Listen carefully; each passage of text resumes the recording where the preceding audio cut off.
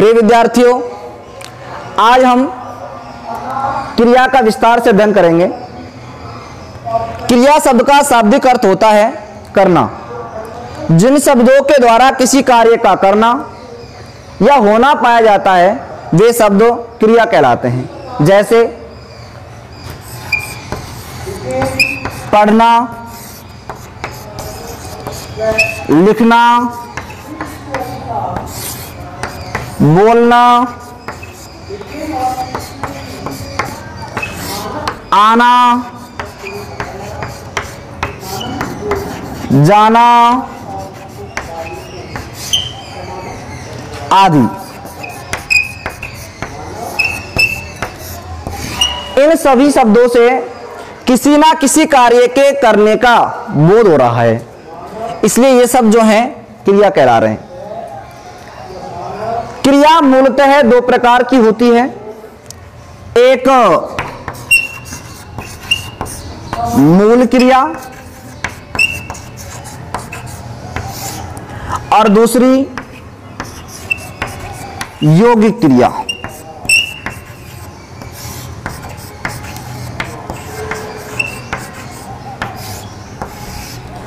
मूल क्रिया उपसर्ग या प्रत्यय रहित क्रिया होती है। इसे संस्कृत में धातु के नाम से जानते हैं, जैसे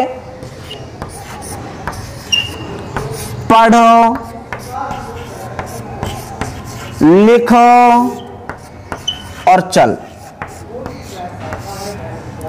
तो उपसर्ग या प्रत्यय रहित क्रिया मूल क्रिया के नाम से जानी जाती है, और जब इस मूल क्रिया में उपसर्ग या प्रत्यय जोड़ दिया जाता है तो वह यौगिक क्रिया कहलाती है।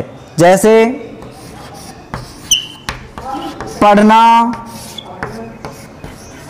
लिखना,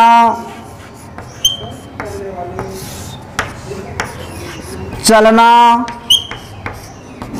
आदि। उत्पत्ति के आधार पर इसके दो प्रकार हो गए, मूल क्रिया और यौगिक क्रिया। कर्म के आधार पर भी क्रिया के दो प्रकार होते हैं, जो कि हमारे 10वीं के पाठ्यक्रम में है। पहली है सकर्मक क्रिया और दूसरी है अकर्मक क्रिया।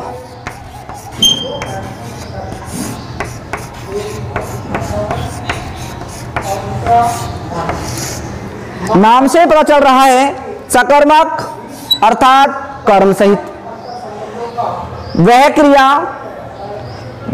जिस क्रिया में कर्म उपस्थित रहता है, यानी वह क्रिया जिस क्रिया के साथ कर्म उपस्थित रहता है वह सकर्मक क्रिया कहलाती है। ऐसे भी कह सकते हैं, जब क्रिया का सीधा फल या प्रभाव कर्ता पर ना पड़ के कर्म पर पड़ता है तो वह सकर्मक क्रिया कहलाती है। इस क्रिया में कर्म की उपस्थिति रहती है। जैसे राम आम खाता है।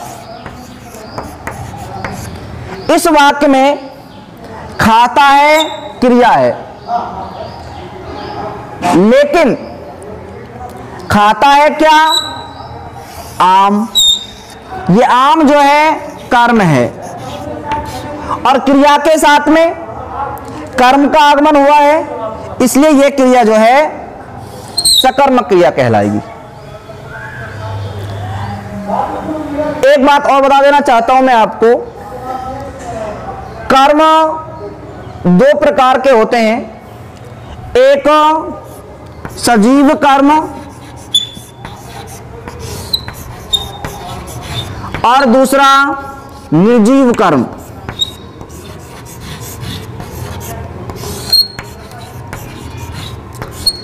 वाक्य में सजीव कर्म को खोजने के लिए क्रिया के साथ क्या लगाकर प्रश्न करते हैं।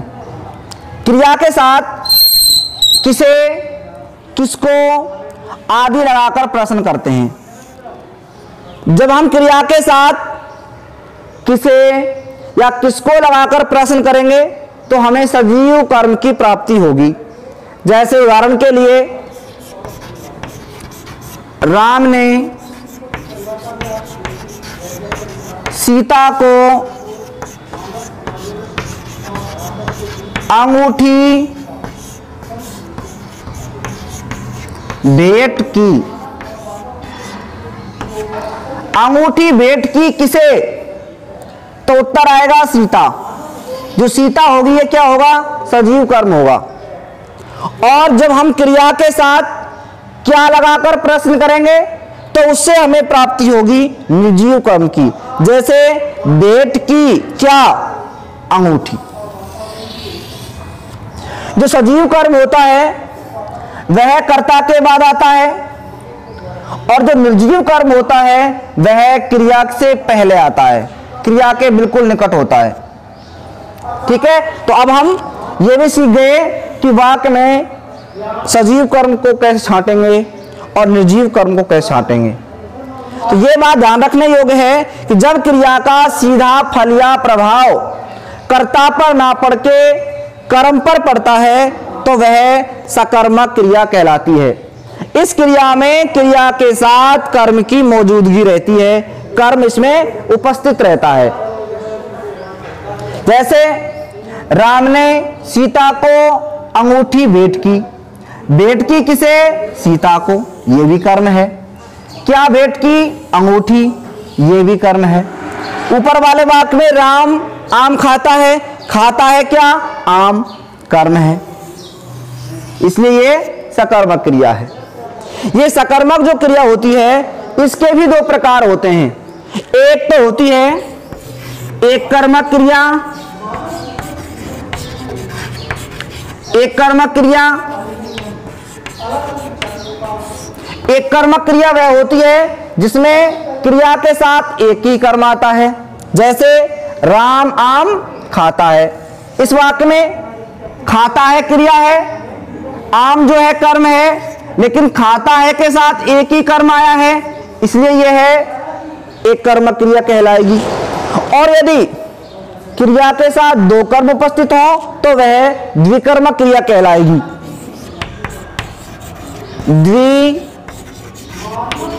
द्विकर्मक क्रिया,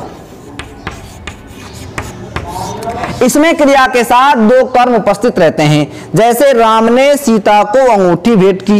एक तो कौन सा कर्म हो गया, सीता, ये कैसा कर्म हो गया, सजीव कर्म। और दूसरा कर्म कौन सा हो गया, अंगूठी, ये कैसा कर्म हो गया, निर्जीव कर्म। तो जिस वाक्य में क्रिया के साथ दो कर्म उपस्थित हों उन वाक्यों में क्रिया जो है कौन सी कहलाएगी, द्विकर्मक क्रिया। ठीक है, अब हम बात करेंगे अकर्मक क्रिया की।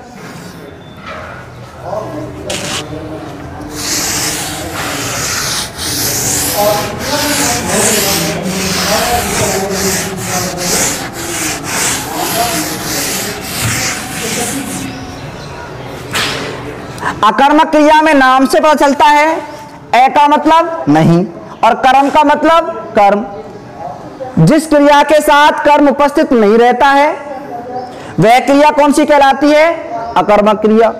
जब क्रिया का सीधा फल या प्रभाव कर्ता पर ही पड़ता है तो वह अकर्मक क्रिया कहलाती है। अकर्मक क्रिया की क्या परिभाषा होगी, जब क्रिया का सीधा फल या प्रभाव कर्ता पर ही पड़ता है तो वह अकर्मक क्रिया कहलाती है। उदाहरण के लिए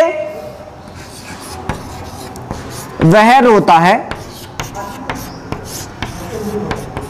इस वाक्य में वह क्या है, कर्ता है, रोता है क्या है, क्रिया है।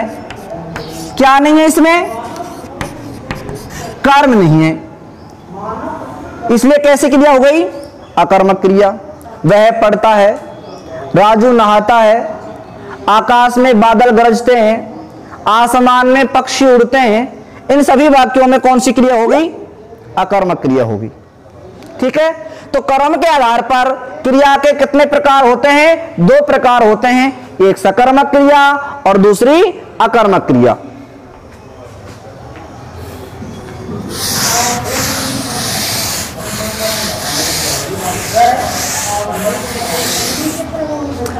अब बात आती है अर्थ के आधार पर।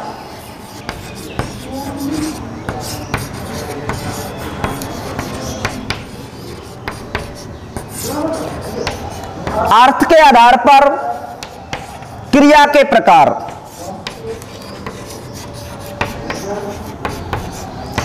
अर्थ के आधार पर क्रिया के 2 प्रकार होते हैं, एक समापिका क्रिया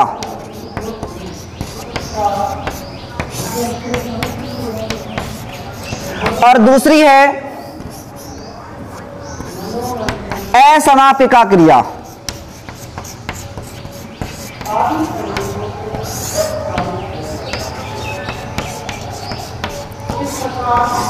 समापिका क्रिया वह क्रिया जो वाक्य में प्रयुक्त होकर के पूर्ण अर्थ प्रदान करती है, समापिका क्रिया कहलाती है। वह क्रिया जो वाक्य में प्रयुक्त होकर के पूर्ण अर्थ प्रदान करती है, समापिका क्रिया कहलाती है। जैसे बच्चे पढ़ते हैं, वह आम खाता है, वह विद्यालय जाता है, इसमें जाता है, पढ़ता है, नहाता है, ये सब क्रियाएं कैसी कहलाएंगी? समापिका क्रियाएं। और दूसरी है असमापिका क्रिया, वह क्रिया जो वाक्य में प्रयुक्त होकर के निश्चित या पूर्ण अर्थ प्रदान नहीं करती है। जैसे आपके आते ही, आपके जाते ही, इस तरह की जो क्रियाएं होंगी वो असमापिका क्रियाएं कहलाएंगी। इनके अलावा और भी क्रियाएं होती हैं।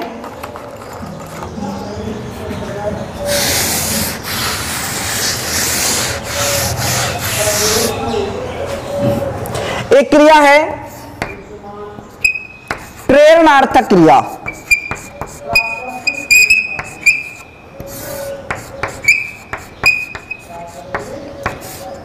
प्रेरणार्थक क्रिया कौन सी होती है? वह क्रिया जिसमें कर्ता किसी कार्य को स्वयं नहीं करता है बल्कि दूसरों से करवाता है या दूसरों को सलाह देता है, वह क्रिया प्रेरणार्थक क्रिया कहलाती है।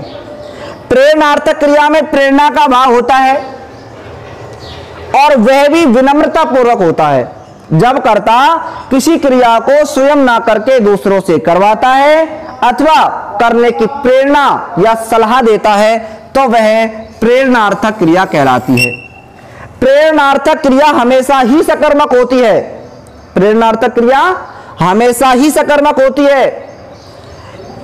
इस प्रेरणार्थक क्रिया के अंत में आया, वाया, आई, वाई अथवा चाहिए शब्द आते हैं। प्रेरणार्थक क्रिया के शब्द में आपको कौन कौन शब्द मिलेंगे बच्चों? आया, वाया, आई, वाई और चाहिए। ये शब्द आपको कहां मिलेंगे? क्रिया के अंत में मिलेंगे।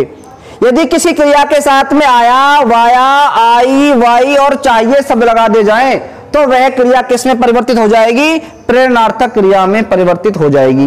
बच्चों को पढ़ना चाहिए, विद्यार्थियों को गृह कार्य करना चाहिए, प्रधानाचार्य जी ने चपरासी से कुर्सी उठवाई, इस तरह की क्रियाएं क्या कहलाएंगी? प्रेरणार्थक क्रिया कहलाएंगी। जैसे उदाहरण के लिए राम ने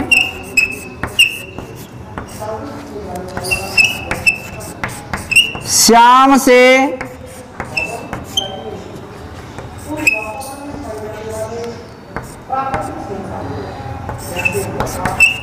पेन मंगवाया। इसमें जो मंगवाया एक क्रिया है, यह क्रिया कैसी क्रिया है? प्रेरणार्थक क्रिया है। एक और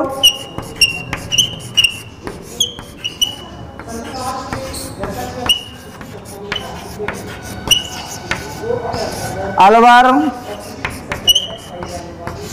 जाना चाहिए। इसमें जो जाना चाहिए ये कौन सी क्रिया कहलाएगी? प्रेरणार्थक क्रिया कहलाएगी। ठीक है।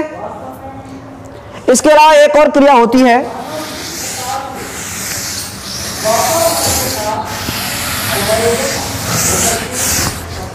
और वह है पूर्वकालिक क्रिया।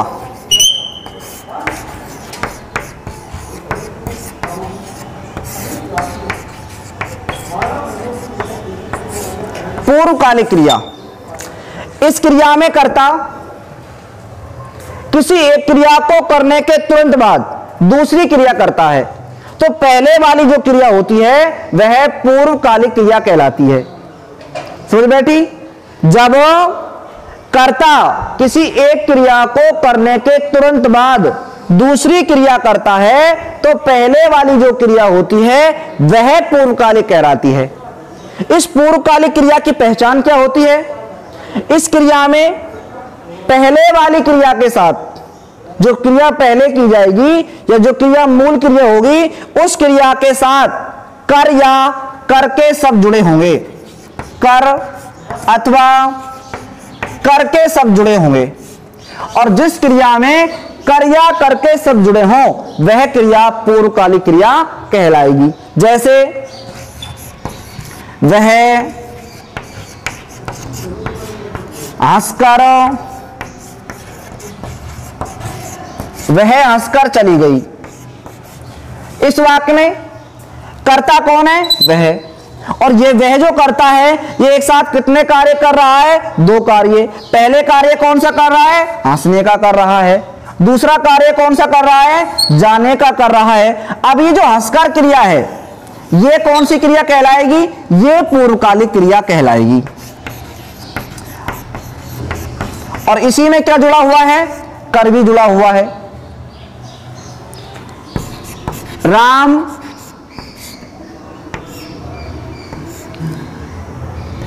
स्नान करके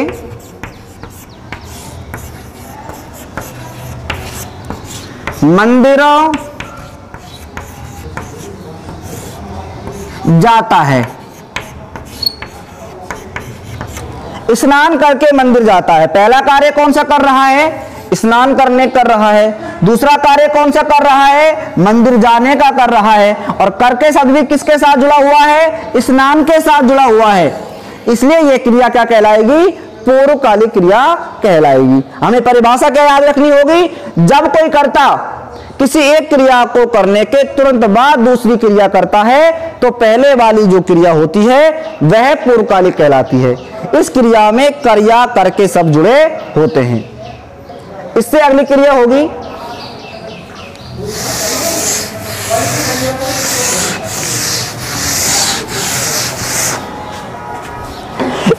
क्रिया होगी बच्चों संयुक्त क्रिया।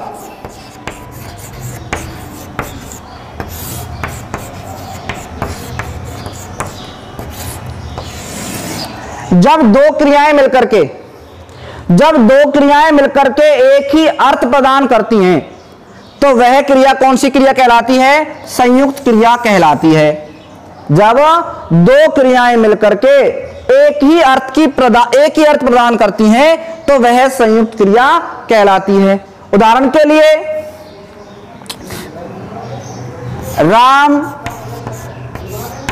राम ने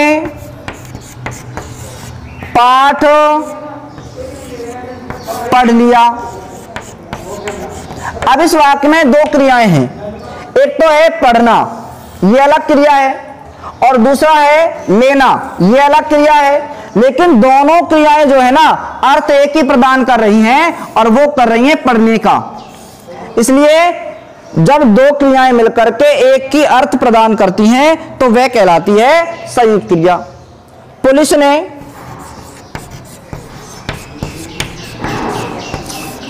ने चोर को मार दिया। अब इस वाक्य में भी दो क्रियाएं हैं। एक तो मारना, यह अलग क्रिया है। एक देना अलग क्रियाएं हैं। लेकिन दोनों क्रियाएं जो है ना संयुक्त रूप से यहां आई हैं और दोनों क्रियाओं का एक ही अर्थ निकल रहा है, मारना। और जब दो क्रियाएं मिलकर के एक ही अर्थ प्रदान कर रही हैं तो यह क्रिया क्या कहलाएगी? संयुक्त क्रिया कहलाएगी। ठीक है, तो जब दो क्रियाएं एक ही वाक्य में एक साथ प्रयुक्त हों और दोनों क्रियाओं का अर्थ कितने निकले? एक ही निकले, तो वहां समझ लेना कि कौन सी क्रिया प्रयुक्त हो रही है? संयुक्त क्रिया प्रयुक्त हो रही है। एक और क्रिया होती है, सुनिए,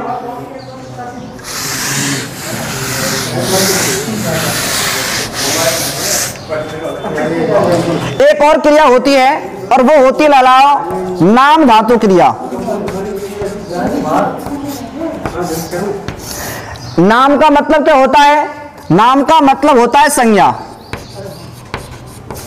और धातु का मतलब क्या होता है? क्रिया। यानी वह क्रिया जिसका मूल स्वरूप क्रिया नहीं होता, मूल स्वरूप धातु नहीं होता, वह क्रिया जो धातु के अलावा शब्दों, क्रिया के अलावा शब्दों जैसे संज्ञा, सर्वनाम, विशेषण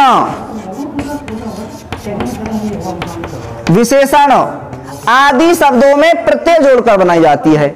अब इसे हम ऐसे भी कह सकते हैं कि वह क्रिया जो संज्ञा, सर्वनाम या विशेषण शब्दों में प्रत्यय या उपसर्ग जोड़ करके बनाई जाती है, वह क्रिया क्या कहलाती है? नाम धातु क्रिया कहलाती है।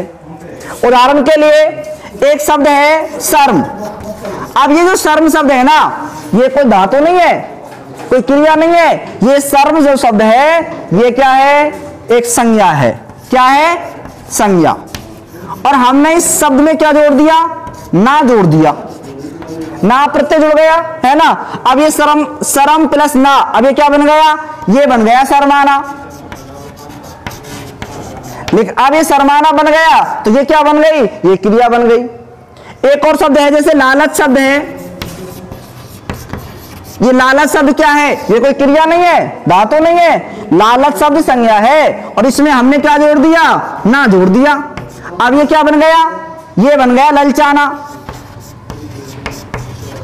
ललचाना, ये क्या बन गई? ललचाना, ये क्रिया बन गई। एक और शब्द होता है झगड़ा। झगड़ा शब्द क्या है? एक भाववाचक संज्ञा है और इसमें हम क्या जोड़ देंगे? ना जोड़ देंगे तो क्या बन जाएगा? ये बन जाएगा झगड़ना। ठीक है, चोर आपस में झगड़ने लगे, ये झगड़ने क्या हो गई? नाम धातु क्रिया हो गई। वह मुझे देखकर शर्माने लगा, शर्माने क्या हो गया? क्रिया हो गई। मिठाइयों को देखकर जीभ ललचाने लगी, ललचाने क्या हो गया? क्रिया हो गई। तो वह क्रिया जो क्रिया धातु के अलावा शब्दों अर्थात संज्ञा, सर्वनाम, विशेषण आदि में प्रत्यय अथवा उपसर्ग जोड़ करके बनाई जाती है, वह नाम धातु क्रिया कहलाती है। एक और क्रिया होती है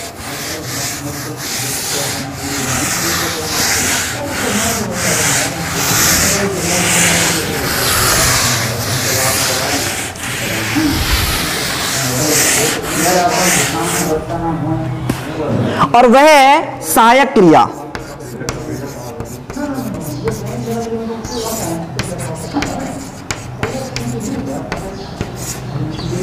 सहायक क्रिया, इस क्रिया का अपना कोई अर्थ नहीं होता है। वह क्रिया जो सदैव ही मूल क्रिया के साथ प्रयुक्त होती है और मूल क्रिया के साथ प्रयुक्त होकर के उसके लिंग, वचन, पुरुष और काल का बोध कराती है।